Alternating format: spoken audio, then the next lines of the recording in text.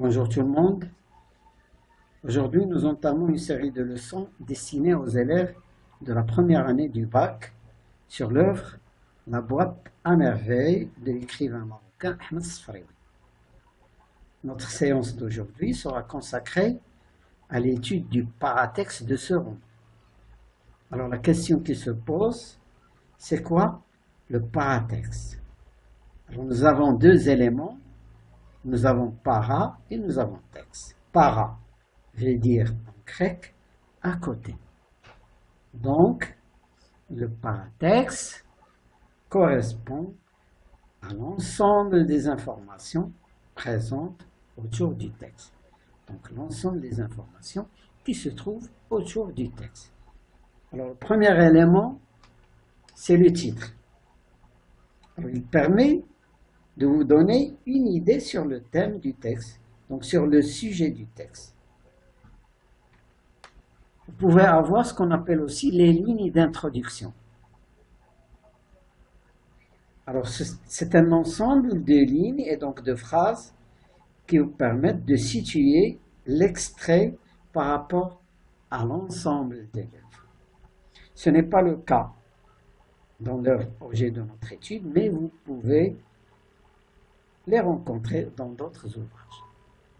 Alors, dans le cas de l'œuvre La boîte à merveille, nous avons effectivement un extrait de texte à la 4e de couverture, mais rien ne nous permet de situer cet extrait par rapport à l'ensemble de l'œuvre.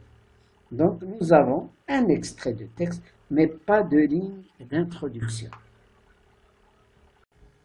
Troisième élément, le nom de l'auteur.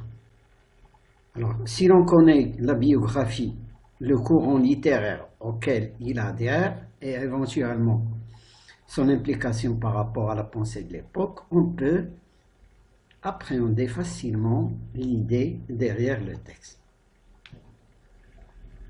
Quatrième élément, la date de publication de l'œuvre. Alors, cette date, elle nous permet de situer l'œuvre dans une perspective historique, c'est-à-dire nous éclairer sur le contexte historique dans lequel l'œuvre a été réalisée. Cinquième élément du paratexte, les notes explicatives. Alors ce sont des notes qui donnent des définitions de mots, des explications de références, qu'elles soient littéraires ou culturelles.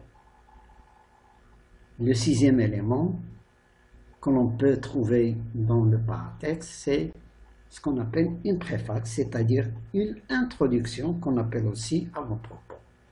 On peut tout aussi bien trouver ce qu'on appelle une épigraphe, c'est-à-dire une courte citation en tête d'un ouvrage, etc. Voyons à présent comment se présente le paratexte de cette œuvre. Alors, dans la première de couverture, nous voyons en tête l'indication que ce roman est prescrit en première année du baccalauréat.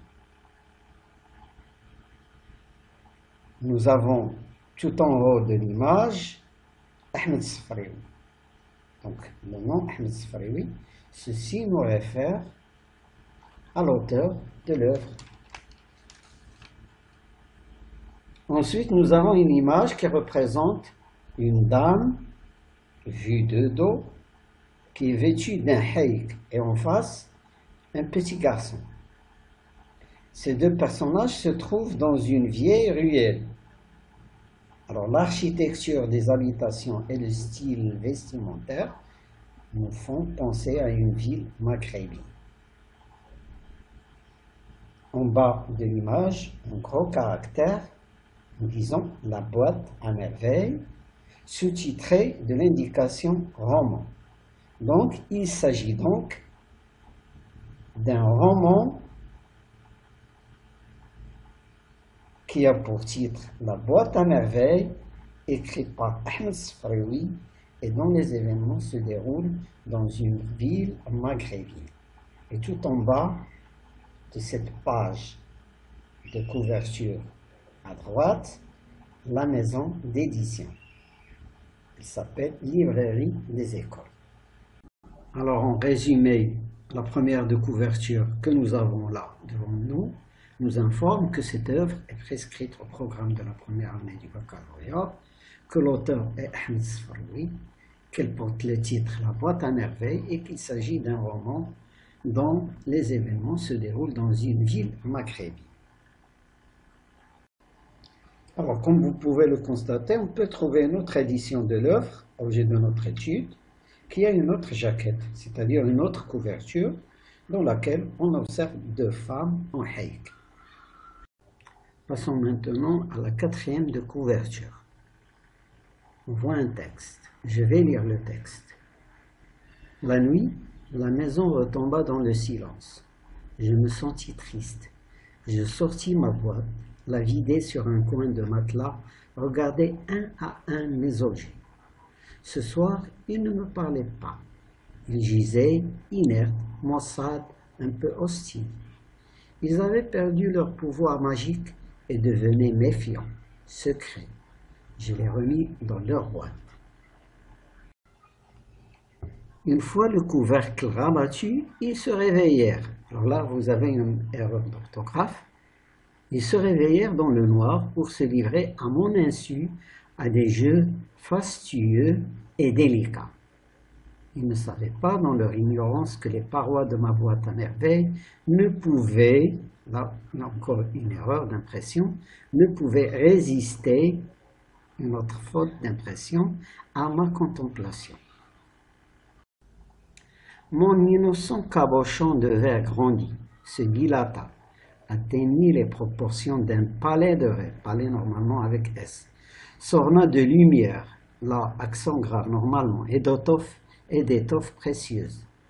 Les clous, les boutons de porcelaine, normalement pas de porcelain, les épingles et les perles changées en princesse, en esclave, en jouvenceau, pénètrent accent grave dans le deuxième E, dans ce palais joueur accent grave de douces mélodies, se nourrir de mets raffinés, organisèrent accent grave des séances d'escarpolette normalement T, puis apostrophe, escarpolette, volèrent accent grave dans les arbres pour en croquer les fruits, disparurent dans le ciel sur l'aile du vent, V-E-N-T, en quête d'aventure.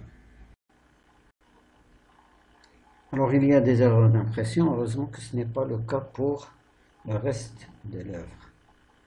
Alors cet extrait de texte, il a pour rôle d'accrocher le lecteur, de lui donner envie de lire le roman.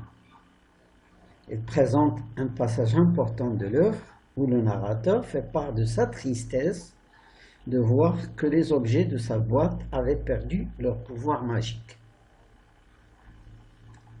Il les remet alors dans la boîte, et le moment où le couvercle est rabattu, ils se réveillèrent pour se livrer à des jeux fastueux et délicats.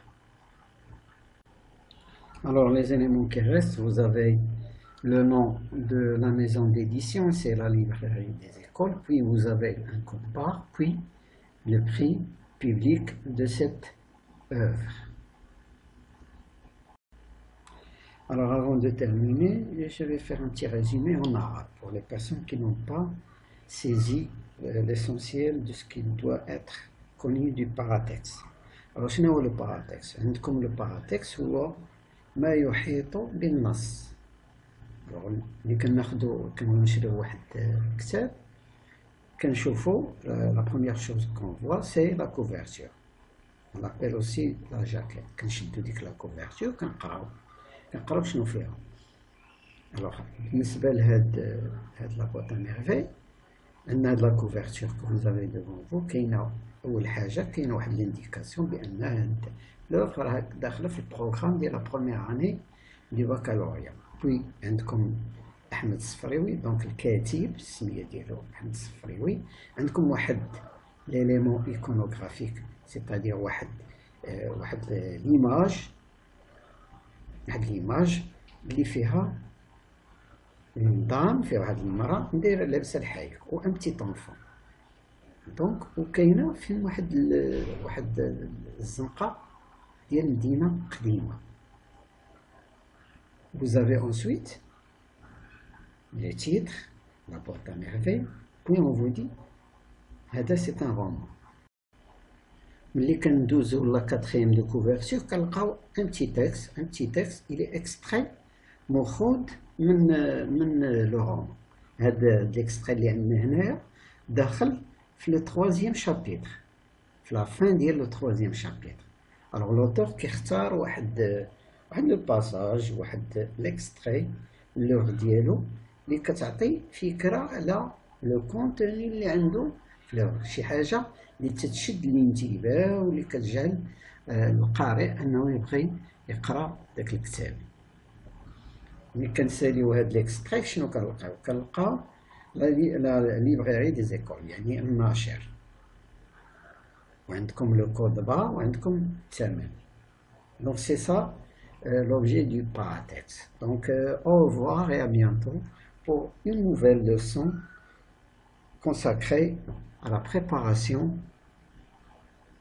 de l'examen de première année du baccalauréat. Au revoir et bon courage.